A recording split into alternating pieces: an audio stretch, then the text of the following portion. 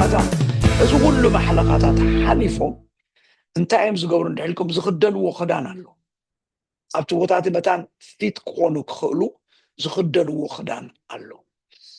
እታ ዝኸዱላ መንኮራኹርታ ዝኸዱላ ጠፈር ንገዛ ርሳን ኣብቲ ቦታቲ ምእታው ስለ ዘይትኽእል እናተጨለፈት ናብቲ ቦታቲ ኮፍ ክትብል ትኽእል ፍልይቲ ዓይነት መንኮራኹር እዮም ኣብኡ ትበፅሕ ማለት እዩ። ካልእ ግን እናተቆርሰ ኣብዚ ሃዋህዊ ዝተርፍ ኣብኡ ምስ ከዱ ድማ ዝኽደንዎ ክዳን ሪኢኹሞም ኣለኹም።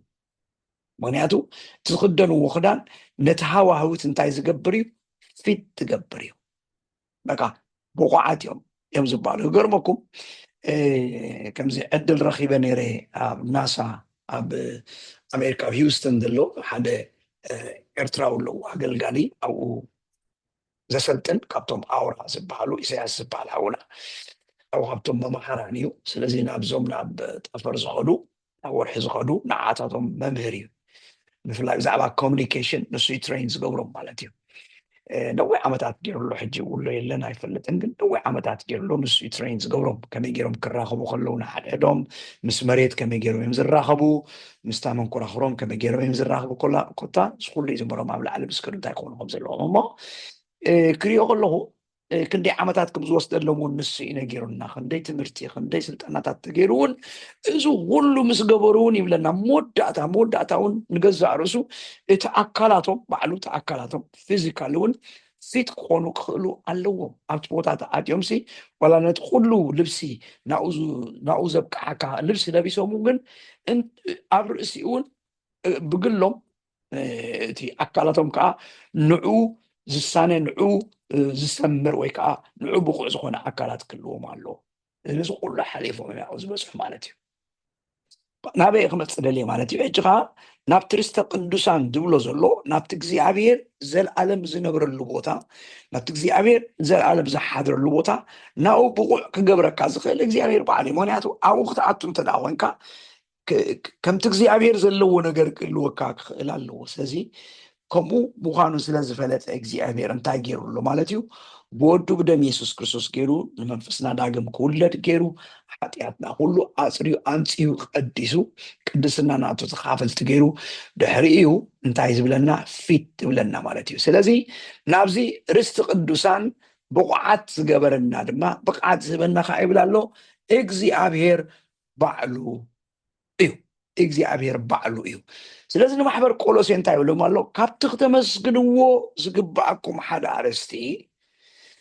بحيلو خبرو مسبرتعكم كابتخ تمسقنوو زبعكم حدا عرستي انتاين دا حسبكم ويكا انتاين دا استنتنكم ويكا انتاين دا تبسقكم نلو نات رستي قدا دوسانسي أركي خاني إنا بالكم نعملاخ كتمسقنوو علوكم يخوم لهم داليو سلازي مخنيات مسقانهم حدا ازي يزبلهم دالو كساب حج باولوس نسألي لكم علىنا ثاني حجها نسخاتكم إذا بلوم لما حبر قولزي نسخاتكم كا كتمسكنوا لزقبعكم أرستخبكم إذا بلوم له السخان تايو أبترست قدوسان تاخد قبرو أبرهان زبكعكم أبو كتمسكنوا نزلنا لعلكم نعمله كتمسكنوا له من تخدكلو إذا بلوم له سلازي كتمسكنوا لزقبعهم أرستي يهبهم حجي نتا ناب تبل كترجمة مالتي ناب تايلو ناب جدا رستي الدوسان أبتحتون ناب تا إلو أمسي ولا ناب عند حريلو كدم حجي زنبرو وبوتا نيرو مالتي كدم حجي زنحو وبوتا نيرو مالتي سلازم حجي نتاي جيرو مالو مالتي أدراشا لو تجيرو مالو حدا وان أب حدا بوتا نيركم حجي قنا أبو أيكونكم نزلهم حجي نتاونكم اللهم ناب كوينكم اللهم سلازي أدراشا خي ترفه تلوتوا الله كابيكم نيركم أبيكم نيركم نيركم كدم حجي رستي قدوسان زبحال زي نبركم أبس ألمات تنبرو زنبركم حجي أبرهانيكم زلهم إزبل دلو انت دعا رست قدوسان كتكافلو خوينكم قدوسان يهم كينكم زلهم مالتيو قدوسان كرم مخانكم قد انتاي نيركم مالتيو قدوسان كرم مخانكم قد ቋንቋ ግሪክ ከምኡ ኢልዎ ኣሎ ኃጢአተኛታት ነርኩም ማለት እዩ ሓጥኣን ነርኩም ማለት እዩ ኃጢአት ዝገብር ባህሪ ነርኩም ማለት እዩ ኃጢአት ምግባርኩም ጥራይ ዘይኮነሲ ኃጢአት ክትገብሩ ዝገብረኩም ባህሪ ነርኩም ካብኡ ኣውፂኡ እንታይ ገይርኩም ኣሎ ቀዲስኩም ኣሎ ካብ ናብ ማለት እዩ ሕጂ ኣብ ስኡልከ ሓደ ቦታ ኣይኮንኩምን ዘለኹም ሓደ እዋን ዝነበርኩምዎ ቦታ ነይሩ ሓደ እዋን ዝነበርኩምዎ ስፍራ ነይሩ ሓደ እዋን ዝነበርኩም ኣድራሻ ነይሩ ሕጂ ግና ለውጢ ኣድራሻ ጌርኩም ኣለኹም እንታይ ኮንኩም ኣለኹም ናብ ግደ ርስቲ ቅዱሳን ኣቲኹም ቅድሚ ሕጂ ምንም ርስቲ ዘይነበረኩም ማለት እዩ ርስቲ ዘይነበረኩም ማለት ተስፋ እትገብሩሉ ነገር ኣብዚ ምድሪ እዚ ኣይነበረኩምን እዩ ዝብል ዘሎ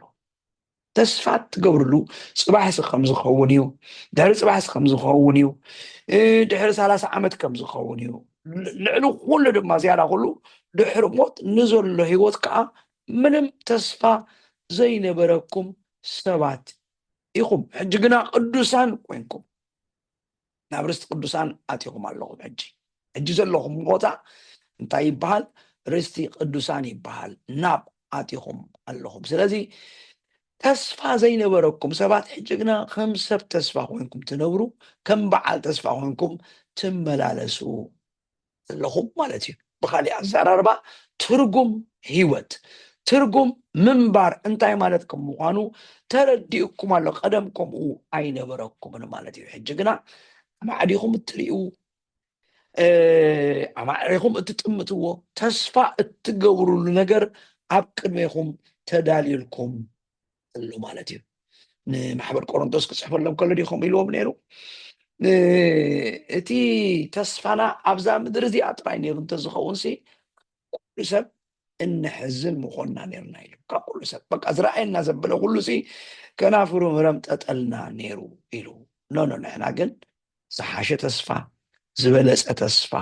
ዝጠዓመ ተስፋ ኣብ ቅድሜና ኣሎ ኢልዎም ኣለዉ እዚ ወፃኢ ሰብና እንተበስበሰ እኳ እቲ ውሽጥና እንታይ ይገብር ኣሎ ይሕደስ ኣሎ ምክንያቱ እንታይ ስለ ዘለዩ ኣብ መፃኢ ካልእ ሂወት ድሕሪ ሞት ንዘሎ ሂወት ንዑ ኣምላኽ ኣዳልዩልና ኣሎ ንዑ እንትኸውን ዕርቡን መንፈሱ ሂቡና ኣሎ ኣብዚ ምድሪ ዝኸለና እውን ዕርቡን ናይቲ ኣብ ሰማይ ዘሎ ነገር እውን ክንጥዕም ገይሩና ኣሎ ንዑ እናሓሰብና ክነመስግን ገይሩና ኣሎ ይኽብለኒ ስለዚ ናብ ክብል ከሎ ቅድሚ ሕጂ ካብ ዘይነበርኩምሉ ኣድራሻ ኣልዒሉ ሕጂ ግና ናብ ወሲድኩም ኣሎ ኣድራሻ ለውጢ ጌርኩም ኣለኹም ኣብቲ ቀደም ዝነበርኩምዎ ኣይኮንኩምን ዘለኹም ከምቲ ቀደም ዝነበርኩምዎ ኣይኮንኩምን ዘለኹም እዩ ዝብሎም ዘሎ እዚ ብኢዳ ዙር ይምልሰሎም ኣሎ ንመን ነቶም ትምህርቲ ሓሶት ኣለዉ ማለት እቲ ሂወትኩም ሲ እቲ ክርስትናኩም ሲ ዋልሓት ነገር የለን ኣምላኽ ርሑቕ እዩ ዘሎ እዮም ዝብልዎም ናብ ኣምላኽ ክትመፁ እንተዳኹም ናብ ኣምላኽ ክትቀርቡ እንተዳ ኮንኩም ተፈላለየ ዓይነት ማሕለኻታት ክትሓልፉ ክትክእሉ ኣለኩም ዋላ ክትሓልፉ እንተደለኹም እውን እዚኹም ዓይነት ምሕላፍ ንኩሉ ሰብ ተዋህበ ኣይኮነን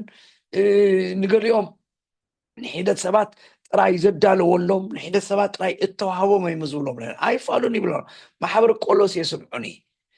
ሕጂ ከም ቀደም ኣይኮንኩም ዘለኹም እዞም ሰባት እዚኣቶም ዝብልኹም ዘለዉ ካሊኡ እስኻትኩም ግና ኣድራሻኹም ተለዊጡ እዩ ናብ ግደ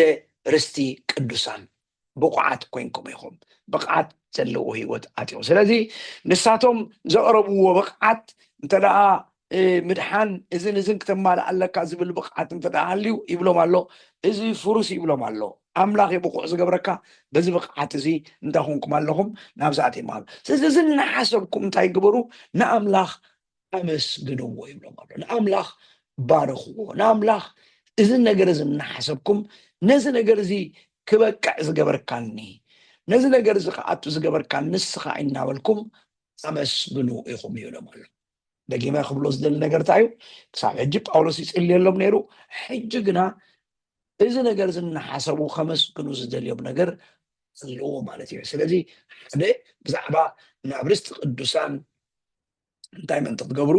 ናብ ግደ ርስቲ ቅዱሳን ኣብ ብርሃን ስለ ዝበቕዓኩም ንኣቦ እንታይ ግበርዎ ኣመስግንዎ ኣብዚ ቦታ እዚ ክምስገን ዘለዎ መን እዩ أبو إيو خبلهم دلي مالتيو أبو هنداسي إيو أبو ممس حسابيو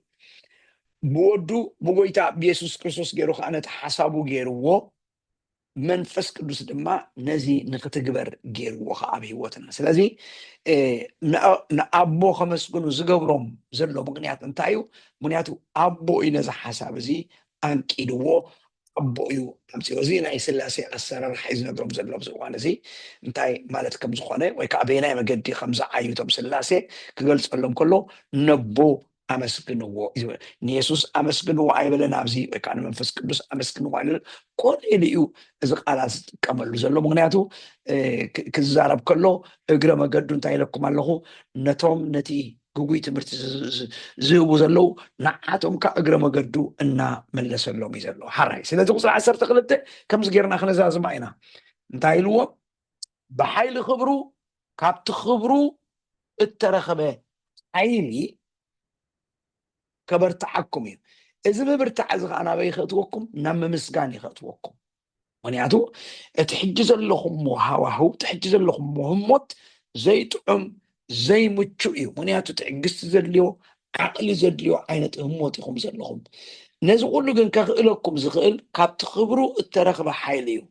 እቲ ካብ ክብሩ እተረኽበ ሓይሊ እንታይ ክገብረኩም እዩ ንሱ ከዓ በዚ ክብሪ በርቲዕኩም ንኣምላኽ ክተመስግንዎ ክገብረኩም እዩ ኣምላኽ ምስጋና ምክንያቱ እንታይ ኮይኖም ኣለዉ ዞም ሰባት እዚኣቶም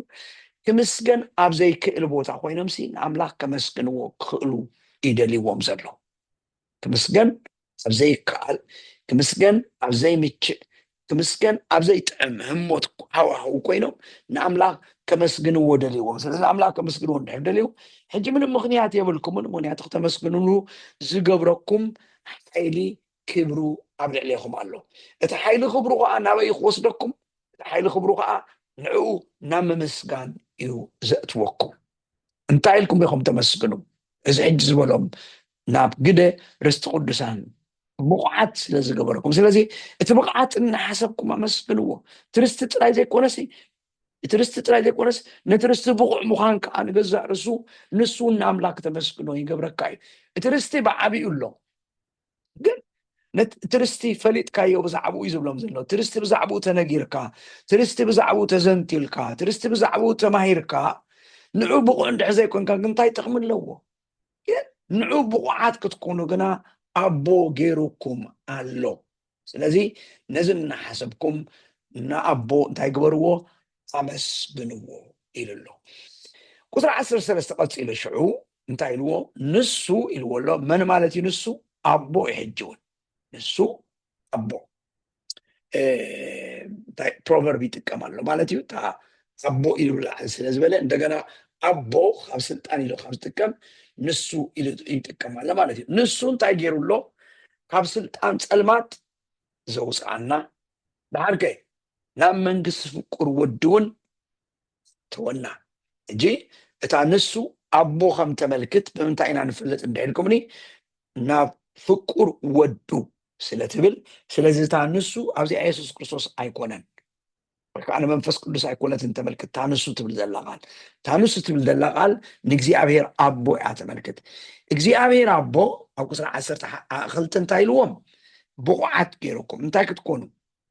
ናብቲ ርስቲ ቅዱሳን ንዑ ፊት ክትኮኑ ገይሩኩም ንዑ ሓሲብኩም ኣመስግንዎ ካልኣይ ክተመስግንዎ ዝድልየኩም ከዓ ኣብ ስልጣን ፀልማት ኣውፅኡኩም ይብል ኣሎ ድሓር ከዓ ናብ መንግስቲ ፍቁር ወዱ ከዓ ኣእትዩኩም ይብሉ ኣሎ ሕጂ እዚ ጳውሎስ ንርእሱ እንኮላይ ይፅምብር ኣሎ ንርእሱ እንኮላይ የእትሎ ኣቲንክ እንታይ ኢለ ዝሓስብ ኣነ እዚ ጳውሎስ ክፅሕፍ ከሎ ወይ ከዓ ክዛረብ ከሎ ከምዚ ተመሲጡ በቃ ውኑ ተመሲጡ ዝፅሕፍ ዘሎ ኮይኑ ይስማዓኒ ምክንያቱ ይቕይር ኣሎ እዚ ነቲ ናብ ግደ ርስቲ ቅዱሳን ኣብ ብርሃን ዘብቃዕና ኣቦ እናመስገንኩም ምክንያቱ እናመስገን ኣይኮነን ኢሉ እናመስገንኩም ክብል ፀኒዑ ሕጂ ቅይር ኣቢሉ ቃና ናይ ተቃሉ ካብ ስልጣን ፀልማት ዘውፅኣና ንገዛእ ርእሱ ናብኡ የእትዎ ኣሎ ማለት እዩ ጳውሎስ ሕጂ ስለዚ እንታይ ኮይኑ ይስማዓኒ ጳውሎስ እዚ ክፅሕፍ ከሎሲ በቃ ውሽጡ ተላዓለ ውሽጡ ብሓጎስ ውሽጡ ብምድንፋዕ ንሰማይ ውሽጡ በቲ ኣምላኽ ዝገበሮ ሕያውነት أملاخ بزقبرو محرت أملاخ بزقبرو فقري وشتو سي تلعالو خويني سمعني سيزغاو تلعيلو انتايلو ولو نسو انتايجرنا له كاب سلطان سلمات حجي أبلا علي ناب إلنا نيرنا دينا حجي ناب كدم مئتاوم نابي نيرم مالتي أبزي أغنى مساعد خلينا كاب حجي ناب قدير استقدسان كدم مئتاوم نابي نيرم أب سلطان سلمات مالتي سلطان سلمات إلو الله انتايجرنا أو سيئنا إلو الله أبلا علي أبرهان زبكعنا تبلك تتقيم له برهان تتقيم له أبزي أنا برهان كلمة مئتاوم أبي أتيهم كم زنبر يزارب زلو برهان كلمة مئتاوم أب سلمات نيروم بالتي سلازي كاب سلطان سلمات وسأنا خلت تقالاتين سلطان سلماتن دبلعين مجمريا تا سلمات دبل تحرمتا سلطان دبل كنرينا فلينا ببينن كابي كم زوصو خزارهم سلاز دري حدا اتسلمات زبلو زلو نغري اتسلمات زبحال እንታይ ዘመልክት ወይ ከዓ እንታይ ዝውክል ናይ ምንታይ ኣብነት እዩ ፀልማት ዝበሃል እንተዳ ኢልኩም እኒ ሓደ ፀልማት ኢሉ ክሕሰብ ከሎ ፀልማት ዋላ ብፊዚካል ዋላ ብሓሳብካ ዋላ ብእምሮካ ክትሓስቦ ከለካ ፀልማት ዝበሃል ነገር ዘፍርህ ፀልማት ዝበሃል ነገር ዘሰንብድ ፀልማት ዝበሃል ነገር ዘባህር ፀልማት ዝበሃል ነገር እንታይ ከም ዘጋጥመካ ዘይትፈልጥ እንታይ ከም ዝረኸበካ ዘይትፈልጥ ዓይነት ማለት እዩ ፀልማት እንተዳ ቃል ብቃል ተርጊምናዮ ማለት እዩ ብካሊእ ኣዘራርባ ዝነብሮ ዘለና ሃገር ተወሓደ ልዕሊ 6 ወርሒ ዝኣክል ፀልማት እዩ ማለት ንግሆን ቀትርን ምሸትን ክትፈልየሉ ዘይትኽእል ዓይነት ፀልማት እዩ ምክንያቱ ፀሓይ ብርሃና ክትህብ ስለ ዘይትኽእል እቲ ብርሃና ናብ ምድሪ ክመፅእ ስለ ዘይክእል ስለ ትኽልከል ማለት እዩ እንታይ ይኸውን ማለት እዩ ፀልማት ይኸውን ማለት እዩ ብእምሮ ክትሓስቦ ከለካ እቲ ፀልማት ዝበሃል ዘሎ ነገር እንታይ ምዃኑ ይርዳእና ፀልማት ዓብይ ኣይፈትዎ ንእሽተይ ኣይፈትዎ እንስሳ ኣይፈትዎ ዓይነት እዩ ዘይፈትዎ እቲ ፀልማት ዝበሃል ነገር ክንሓስብ ከለና እዚ ብእምሮ ወይ ከዓ ብንሪኦ ወይ ከዓ ብንጭብጦ ነገር ክንዛረብ ከለና ማለት እዩ ፀልማት ኣብ ዝኾነ ይኹን ፀልማት ክንኣቱ ከለና ቀዳማይ ንደልዮ እንታይ እዩ ብርሃን ክኾነልና ኢና ንደሊ ምክንያቱ እንታይ ከም ንረግፅ ኣበይ ከም ንኸይድ ኣበይ ከም ንኣቱ ክንፈልጥ መጣን ክክእል ፀልማት ኣብ ፀልማት ክትዓዮ ትኽእል ነገር የለን ምስቲ ኩሉ ክእለትካ ምስቲ ኩሉ ፍልጠትካ ምስቲ ኩሉ ዓቕምካ ኣብ ፀልማት ግን ወላ ሓንቲ ክትገብር ከም ዘይትኽእል ኢኻ እትርኢ ማለት እዩ ካብ ስልጣን ፀልማት ይዝከረኒ ቀደም እዩ እዚ ገለኹም ኣይተወለድኩምን ባፅዕ ብ77 ተታሒዛሲ ካብ ባፅዕ ንደቂ ኣምሓራ ክንከይድ ከለና ይዝከሮ ሕጂ እተን መኻይን ብርሃን ከብርሃ ይክእላን እየን ነይረን ምክንያቱ ብርሃን እንተደኣ ኣብርሄን ካብ ርሑቕ ናይ ደርጊ ወታደራት ዋላ መራኽብ ዋላ ዝኾኑ ወታደራት ክወቕዕወን ስለ ዝኽእሉ ግብ ዝበለ ፀልማት እዩ ዓይንኻ ዘንቁረካ እውን ኣይትርእን ኢኻ እሞቶም ተጋደልቲ እንታይ ይገብሩ ነይሮም ዝክሮ ፈፂመ ኣይርስዕን ናይ ግዜ ቁልዕነተይ ስለ ዝነበረ ፈፂመ ርስዕ ዘይክእል እንታይ ይገብሩ ነይሮም ክሹፍ ይክደኑ እቲ ክሹፍ ባዕሉ ማለት ዝክደንዎ ኣንሶላ ረሳሕ እዩ ፃዕዳ እውን ኣይኮነን ረሳሕ እዩ ግን እቲ ኣውቲስታ መታን ክርኢ እተን መኻይን እንታይ ይገብርዎን ነይሮም እቲ መስትያተን ይሰብርዎ መስትያት ኖርማል ይሰብርዎ መታን ገለ ከይክልክለን ማለት እዩ ሰባርዩ ሃሩር እዩ በዓል ከባቢ ባፅዕ ትፈልጥዎ ኢኹም ሙቐት እዩ ይሰብርዎ እሞ ስዑ እቲ ዝመርሐን ብእግሩ እዩ ዝኸይድ ቅድምታ ማኪና ይኸይድ ስለዚ እቲ ኣውቲስታ ወይ ከዓ እቲ መራሒ ማኪና እናረኣዮ ማለት እዩ ምክንያቱ ርስሕ ዝበለ ክዳን ተኸዲኑ ኣሎ ቅድሚ ይኸይድ ማለት እዩ በቃ እታ ማኪና ምእንቲ ናብ ገደል መታን ከይትኣቱ ስለዚ ፀልማት ክሳብ ክንደናይ ግደ ከም ዘለዎ ማለት እዩ ኣብ ዝኾነ ይኹን ቦታ ኺድ ፀልማት ዝበሃል ነገር ኣዝዩ ዝቐፍፍ ኣዝዩ ከቢድ ከም ምዃኑ ክረዳእኩም ደልየ ማለት እዩ እዚ በዚ ናይ ምድራዊ ኣዘራርባ ማለት እዩ ብመንፈሳዊ ኣዘራርባ ክንዛረብ ከለና ድማ ፀልማት ዝበሃል ኩሉ ግዜ ምስ ምንታይ ተተሓዘ እዩ ምስ ክልተ ነገር ተተሓዘ እዩ ሓደ ፀልማት ክመፅኦ ክልተ እዩ ሓደ ድንቁርና ማለት እዩ ድንቁርና ዘይምፍላጥ ማለት እዩ በቃ እተዓፅዎ እምሮ በቃ ድፉና እምሮ በቃ ስቑኢሉ ዘይመሃራ እምሮ سؤال ده حسب أمره مالتي دون قرنا مسحب كل سكزارة كله مالتي أبسأل ما تنبر يزبي عبد برهان رأي يزبلك على لنا تسأل ما تحج كزارة كله زعبا نايم مسأل ما نايم درع يكون زارة بسأله منادو ويتناس كسوس كم تخلص تاي كويني بسيو أنا برهان سلام إيه يزبل دلو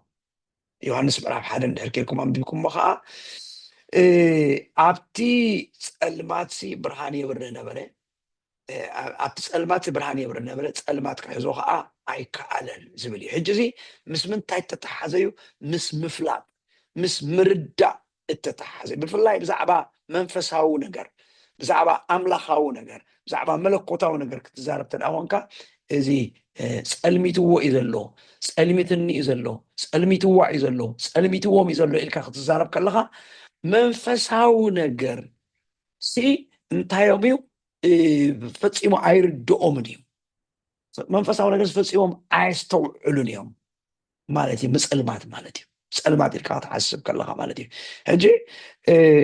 إزي سقاوي انت زريو عينت برهان أيقونن وكا سقاوي انت زنت صرو عينت أيقونن نادو قويتنا يسوع كريستوس عور نعور انت مرحسي كلتيهم عبقدا لي عطولي تزاري بلو هجي تمعوارا وقميت وزر لطايو تمعوار اتي ناي زي مفلات معواري ناي زي مردع معواريو ناي زي مستوعال معواريو ناي زي مستبحال معواري زي مثلا بقى تدفين ولو بقى ايرئني زلو يرئلو جن ايرئنيو مالتيو نتمنفساو نجرسي قوانايو نتمنفساو نجرسي ازير حقيو نتمنفساو نجرسي كستبل زي كإليو مالتيو سألمات مالت سلازي بزي منفساوي نجرزي إززارب دلو كالآي دما سألمات كا نمن يوكل سيطان يزوكل سيطان أبت حدا ملكتو كم تجزي عبير برهانيو النبلو سيطان كا سألماتيو هجي ملكو يكونن ملكو زنصبارقيو ولا شمول لوسيفريو كن تقبرو تسحو تأيو زبالو كله سألمات يزوكل أب سألمات يزوكل مالت أملاخ فليو ካብ ኣምላኽ ኣርሒቑ ካብ ናይ ኣምላኽ ነገር ክትከይድ ገይሩ እዩ ዝገዝኣካ ማለት እዩ ክገዝኣካ ከሎ በቃ የለኹን እናበለስ ዝገዝእ እዩ ሰይጣን ትፈልጡ ኢኹም የለኹን እዩ ዝብል የለም ሰይጣን የለን እንዲ ዝበሃል ሕጂ መብዛሕትኡ ሰብ እንታይ ዝበሃል ሰይጣን ዝበሃል ግን የለኹን እናበለ ግን እንታይ ይገብር ይገዝእ ኣፀልሚት ይገዝእ ምፅልማት ማለት ከዓ ንሱ እዩ ማለት እዩ ስለዚ ብርሃን ኣብ ፀልማት የብርህ ፀልማት ግና ኣይሓዞን ማለት እንታይ ገይሩ ማለት እዩ ሰይጣን እዩ ዝብል ዘሎ ገዛእ እዛ ዓለም እንዲያ ዝበሃል እንታይ ገይሩዋ ማለት እዩ ንዓለም ሲ ኣብ ትሕቲ ግዝኣቱ ኣብ ትሕቲ ምልኩ ገይሩዋ እኔ ኣምላኽ ኢሉ ሲ ንሱ መላኺ ንሱ ገዛኢ ንሱ ኣውራ ንሱ ቀንዲ ገይሩ ብፀልማት ኣጎልቢቢ ሒዝዋ ማለት እዩ ጎይታ የሱስ ክርስቶስ ከዓ እንታይ ኮይኑ መፅኡ ማለት እዩ ኣብኡ ብርሃን ኮይኑ መፅኡ ኣነ ብርሃን ዓለም እየ ዝበለ ኣብቲ ፀልማት ጎይታ የሱስ ክርስቶስ መፅኡ ብርሃን ፀልማት ከዓ ክሕዞ ኣይከኣለን ንስኻትኩም ብርሃን ዓለም ኢኹም ዝበለና ካብ ዝተበጊስ እዩ እቲ ኣነ ዝኾንክዎን እቲ ኣነ ዝገበርክዎን ንስኻትኩም ክትገብሩ ካብቲ ኣነ ዝገበርክዎን ላዕሉን ክትገብሩ ኢኹም ዝበሎ ምዚ እተተሓሓዘ እዩ ማለት እዩ ስለዚ እቲ ፀልማት ብክልተ መገዲ ይዛረቦ ተርጉም እየ ዘለኹ ሓደ ድንቁርና መንፈሳዊ ዑረት መንፈሳዊ ዘይምስትብሃል መንፈሳዊ ምፅልማት እዩ ሓደ እቲ ካልኣይ ድማ ሰይጣን ኢልና ክንሓስብ ከለና ኩሉ ግዜ ፀልማት እዩ ሰይጣን ኢልና ክንሓስብ ከለና ፀልማት እዩ ሕጂ እቲ ከምኡ ክብል ከለኹ እቲ ግብሩ ወይ ከዓ ትዕዩ ወይ ከዓ ትስርሑ እዩ እየ ዝዛረብ ዘለኹ ማለት እዩ ኢትስ ናት ሂዝ ፊዚካል ኣፒራንስ ወይ ከዓ እቲ እንታይ ከም ዝመስል መልክዑ ይኮንኩ ዝዛረብ ዘለኹ ግን እዚ እቲ ዝገብሮ ወይ ከዓ እቲ ዝዓዮን ማለት እዩ ሕጂ እዚ እንታይ ይብሎም ኣሎ ብዛዕባ ፀልማት ተዛሪብ ኣሎ እንታይ ይብሎ ኣሎሞ ተኻልኢት ምስኣ ዘላ ቃል ድማ ስልጣን ፀልማት ማለት እዩ እዚ ፀልማት እንታይ ኣለዎ ስልጣን ኣለዎ ስልጣን ማለት እንታይ ማለት እዩ ስልጣን ማለት ዶ ስልጣን ማለት ምግዛእ ስልጣን ማለት ምልኪ ስልጣን ማለት ኃይሊ ማለት እዩ አክቹዋሊ ታ ስልጣን እትብል ኣውቶሪቲ እያ እትመልክት ፓወር ዘይኮነስ authority ማለት እንታይ ማለት እዩ በዓል ስልጣን ክንብል ከለና ወይ ከዓ ሽመት ክንብል ከለና እንታይ ማለት እዩ እንድሕር ኢልኩምኒ ብድሕርቲ ፀልማት ኮይኑ ዘመሓድር ብድሕርቲ ፀልማት ኮይኑ ዝገዝእ ኣሎ ማለት እዩ እምነት ኣብዚ ዓዲ ኣብ ዝኾነ ይኹን ዓዲ ትራፊክ ዝበሃሉ ንፈልጥ ኢና ናይ መኪና ምንቅስቃስ ዝቆፃፀሩ ማለት እዩ እዚኣቶም እንታዮም ሰብ ስልጣን እዮም ንመንግስቲ ወኪሎም እዮም ዝዓዩ ንመንግስቲ ወኪሎም እዮም ዝሰርሑ እቲ ልብሶም ትክዳኖም እንታይ የመልክት ማለት እዩ ንመንግስቲ ኖርዌይ እዩ ዘመልክት ስለዚ እንተደኣ ጠጠው እናበሉካ እንድሕር ስቁልካ እንተደኣ ደፊርካ እንተደኣ ከይድካ ነቲ ሰብ ኣይኮንካ ትደፍሮ ዘለካ ነቲ ስልጣን ማለት ከዓ ነቲ ወኪሎሞ ዘለው ሃገር ነቲ ወኪሎሞ ዘለው መንግስቲ ንዕኻ ትደፍር ማለት እዩ እጂ ጳውሎስ ከዓ እንታይ እዩ ዝብል ዘሎ ካብ ስልጣን ፀልማት ነቲ ፀልማት ሲ እዩ ዝብል ዘሎ ጳውሎስ ነቲ ፀልማት ብድሕሪ ፀልማት ኮይኑ ዝገዝእ ዘመሓድር በዓል ስልጣን ኣሎ እዩ ዝብል ዘሎ እጂ ፀልማት ጥራይ ዘይኮነሲ ኣብኡ ዋና ዝኾነ በዓል ቤት ዝኾነ ርእሲ ዝኾነ ኣሎ እዩ ዝብል ዘሎ ስለዚ ካብ እዩ ዝብል ዘሎ ስልጣን ካብቲ ፀልማት ጥራይ ዘይኮነሲ እንታይ ዳ ካብ ስልጣን እቲ ፀልማት ማለት እዩ እጂ ክልቲኡ ካብቲ ፀልማት ንወፂኻ ኣለኻ ግን ካብቲ ፀልማት ወፂኻ ድማ ጥራይ እኹል ኣይኮነ እንታይ ዳ ካብ ስልጣን ፀልማት ብድሕሪ እቲ ፀልማት ዘሎ በዓል ስልጣን ወይ ከዓ ገዛኢ ወይ ከዓ መላኺ እንታይ ገይርኩም ኣሎ ኣውፂእኩም ኣሎ ይኽብል ደልዩ እግዚኣብሔር ሲ እግዚኣብሔር ኣቦ ብዛዕባ እዚ ከተመስግኑ ይደልየኩም እንታይ ብዛዕባ እቲ ካብ ስልጣን ፀልማት ዘውፃእኩም ሕጂ ካብኡ ከዓ ይውፃእ እዩ ካብኡ ክትወፅእ ድማ ከውፃእካ ዝኽእል ሓያል ከውፃእካ ዝኽእል ብርቱዕ ክድሊ ኢኻ ነዚ እዩ ነቦ ኣመስግንዎ ዝብሎም ዘሎ ካብ ስልጣን ፀልማት ምክንያቱ እቲ ነቲ ፀልማት ዝገዝእ ሲ ሓይሊ ኣለዎ ወይ ከዓ ምልክ ኣለዎ ወይ ከዓ ስልጣን ኣለዎ ሓድግን የክብል ይኽእል ኣይገድፍን የክብል ይኽእል ኣብ ትሕቲ ግዝኣተ እዩ ዘሎ ይኽእል ናተዩ እዩ ክብል ይኽእል ስለዚ እንታይ ይገብር ማለት እዩ ኣብ ትሕቲ ስልጣን ግዝኣቱ ስለዚ ንሱ ዝደለዮ ኢኹም ትኾኑ ነርኩም ንሱ ዝሓሰቦ ኢኹም ትኾኑ ነርኩም ከምቲ ንሱ ዝደለዮ ልክዕ ከምኡ ኮንኩም ኢኹም ትነብሩ ነርኩም ማለት እዩ ሕጂ ግና እንታይ ብሎም ኣሎ ካብዚ ስልጣን ፀልማት ኣውፂእኩም ሕጂ ካብዚ ንክትወፅእ ከዓ ስኢልካ መስኮት ኢልካ እትወፆ ነገር ኣይኮነን ወይ ከዓ ተሓቢእካ እትወፆ ነገር ኣይኮነን እዩ ወይ ከዓ ከምዚ ሙሉቕ ኢልካ እትወፆ ነገር ኣይኮነን ምክንያቱ እቲ ግዝኣቱ ወይ ከዓ ትምልኩ ኣብ ኩሉ ቦታ ስለ ዝኾነ ክትሃድም ወይ ከዓ ክትመልቕ ኣይትኽእልን ኢኻ ብሓንሳብ ኣብ ኩሉ ቦታ እኳ ንሱ ባዕሉ እንተዘይነበረ ግን እንታይ ይገብር ናቱ ልኡኻት ኣብ ኩሉ ቦታ ይሰድድ ኣጋንንቲ ዝበሃሉ ናቱ ልኡኻት ኣጋንንቲ እዮም ኣብ ኩሉ ቦታ ይነብሩ ኣብ ኩሉ ስፍራ ከዓ የመሓድር እዩ ዘሎ ሕልቅነትን ስልጣናትን ናይ ፀልማት ገዛእቲ ዓለምን መናፍስቲ እክያትን ኢሉ ዘርዚርዎ ዘሎ ኣብ ኤፌሶን 6 ምዕራፍ ምዚ ዝተተሓዘ እዩ ስለዚ ካብ ስልጣን ፀልማት እንታይ ገይርኩም ኣውፂእኩም ሕጂ እቲ ምውፃእ ኣብዚኣ ምውፃእ ትበሃል እቲ ካሊእ ትርጉማት ከድኩም ድሕርኩም ከምዚ ብሓይሊ መዝሒቕካ ብሓይሊ መንጢልካ እያ እተመልክት ሓይሊ መልክት እሱ ኣይገድፍን ክብል ኣይሓድግን ናተዮም ርስተዮም ክብል ንሱ ግና እንታይ ይገብር ካብቲ ስልጣን ፀልማት እንታይ ገይርኩም ኣውፂእኩም ማለት ቦግ ኣቢልኩም መንጢልኩም ካብ ብሓይሊ መንዚዑ ካብኡ እንታይ ገይርኩም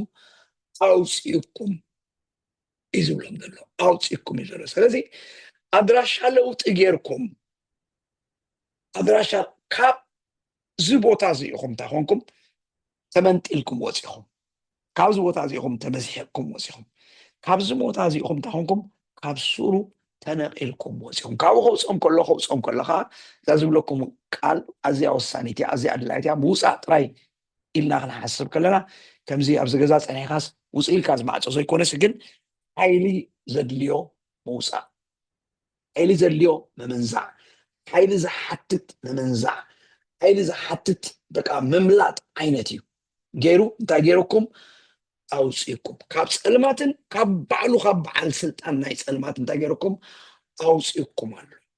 እጂ ካብ ፀልማት ኣውፅኢ እንታይ ገይረኩም ናብ ርስቲ ናብ ግደ ርስቲ ቅዱሳን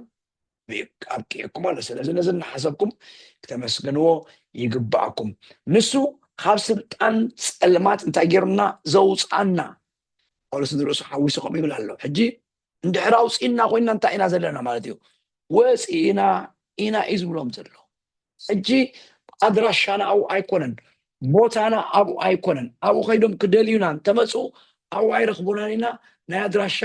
ለውጢ ጌርና ኣለና ምክንያቱ ካብ ስልጣን ፀልማት ሕጂ ካብቲ ፀልማት ምውፃእ ጥራይ ዘይኮነስ ካብቲ ስልጣን ናይ ፀልማት ከዓ ወፂእና ማለት እዩ ካብዚ ኣይትወፅእን ኢኻ ኢሉሲ ዝሓዘካ ማለት እዩ ኣብቲ ፀልማት ንኽትነብር ማለት እዩ ክልቲኡ ነገር ከዓ ኣይነገረኩም ነይረ ድንቁርናን ኢለኩም እየ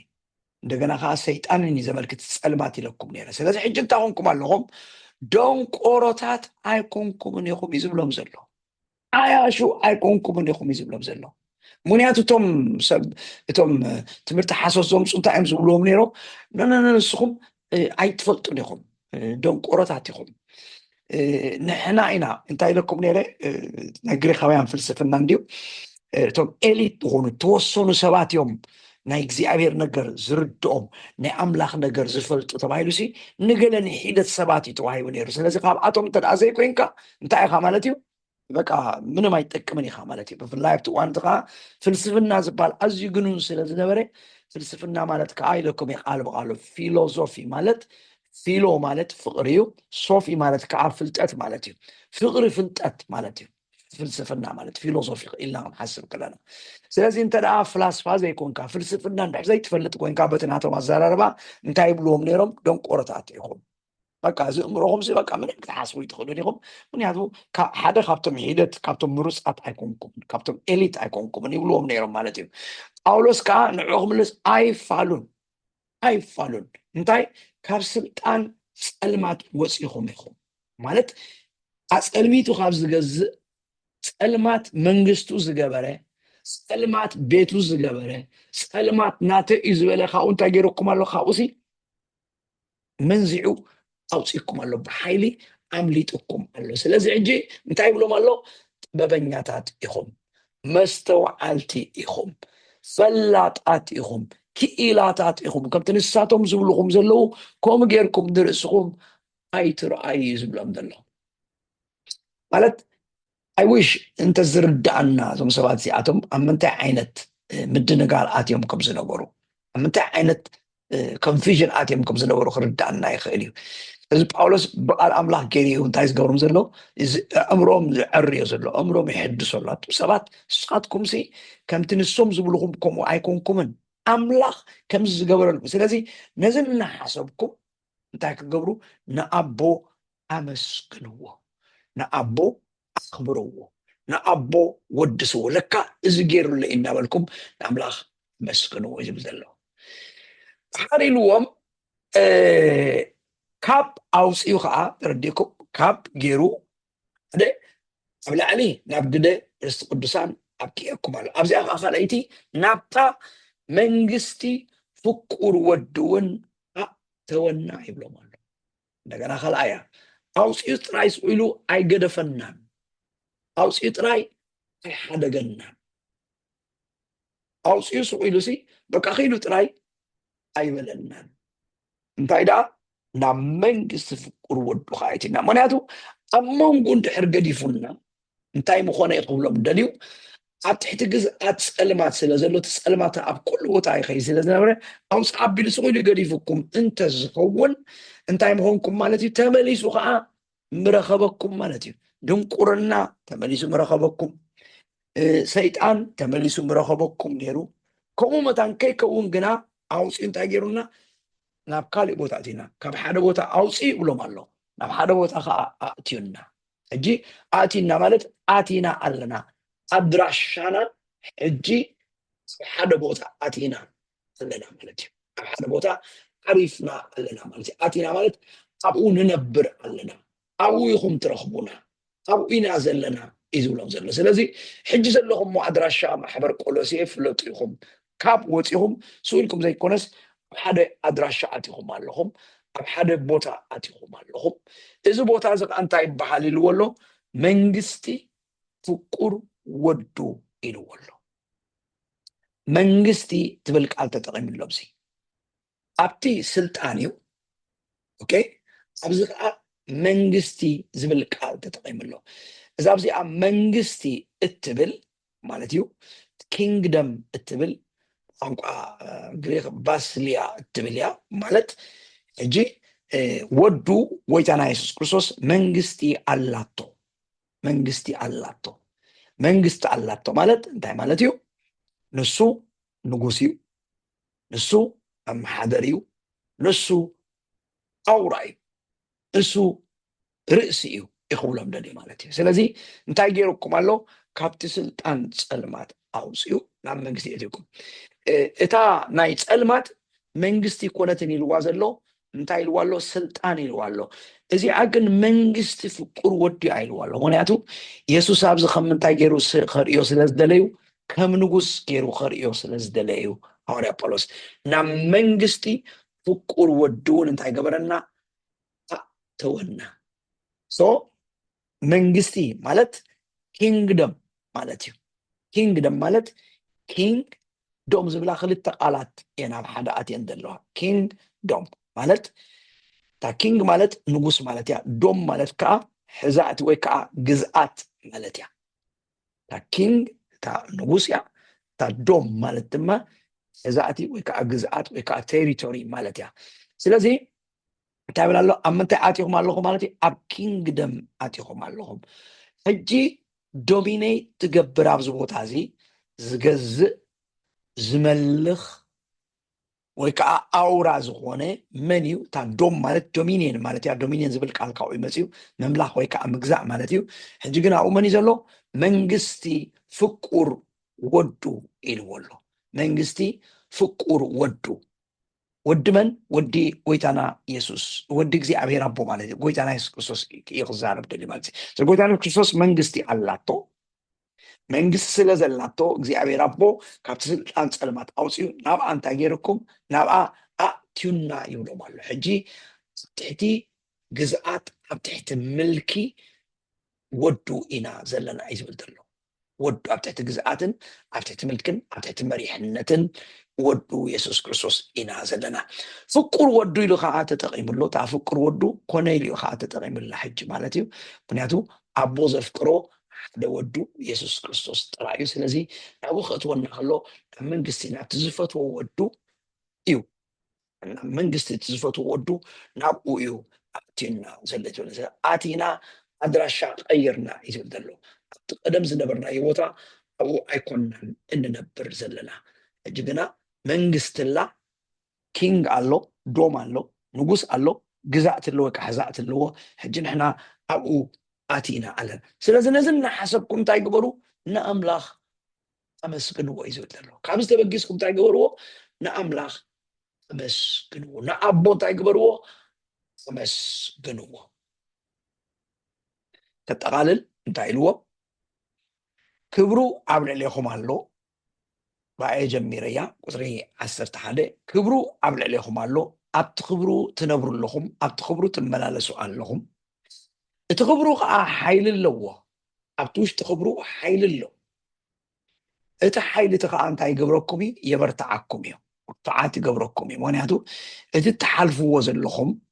ኣዝዩ ከቢድ ስለ ዝኾነ ከበርትዓኩም ዝኽእል ሓይሊ ከድልየኩም እዩ ቀሊል ስለ ዘይኮነ ምክንያቱ ትዕግስቲ ዘድልዮ ዓቕሊ ዘድልዮ ሃዋህው ወይ ከዓ ህሞት ኢኹም ዘለኹም ስለዚ ካብኡ ሓይሊ ተቐቢልኩም ኣብ ልዕሌኹም ኣሎ እሱ እንታይ ክገብረኩም እዩ ከተመስግኑ ክገብረኩም እዩ ከመስግንሉ ዝኽእሉ ኣርእስትታት ድማ ሂብዎም ሓደ እንታይ ገይርዎም ኣሎ ግደ ርስቲ ቅዱሳን ኣብቂዐኩም ኣሎ ኢልዎም ኣሎ ብዛዕባ እዚ እናሓሰብኩም ንኣምላኽ ኣመስግንዎ ላይ ብስልጣን ፀልማት ከዓ ኣውፂኢኩም ብዛዕባ እዚ እውን ኣምላኽ ኣመስግንዎ እንደገና ናብ መንግስቲ ፍቁር ወዱ ከዓ ኣትዩኩም ኣሎ ስኡልኩም ተራ ሰባት ኣይኮንኩም ተራ ህዝቢ ኣይኮንኩምን ዜጋታ ሰማያዊት ሃገር ኢኹም ፍሉያት ዜጋታት ኢኹም ኣምላኽሲ ፍሉይ ዜግነት ሂብኩም ኣሎ መንግስቲ ፍቅር ወዱ እንድሕር ክትኣቱ ኮይንኩም ናብታ መንግስቲ ክትኣቱ ኮንካ ዜግነት ክህልወካ ኣለዎ መንነትካ ይልወጥ እንታውነትካ ይልወጥ ታሪክካ ይልወጥ ስለዚ ዜግነትኩም ቀይርኩም መንነትኩም ቀይርኩም ኣካል ናይታ መንግስቲ ወዱ ኢኹም ዘለኹም ኣብ ኣትኹም ኣለኹም ስለዚ ነዚ እናሓሰብኩም እንታይ ግበሩ ንኣቦ መስግንዎ እዩ ዝብሎም ዘሎ ስለዚ ጳውሎስ ንሱ ካብ ምፅላይ ሓሊፉ ንሳቶም ከመስግኑ ከም ዘለዎም እሞ ከመስግንሉ ዝግብኦም ደስታት ከዓ ዝህቦም ወይ ቦታ ክሎም ፅንዩ ማለት እዩ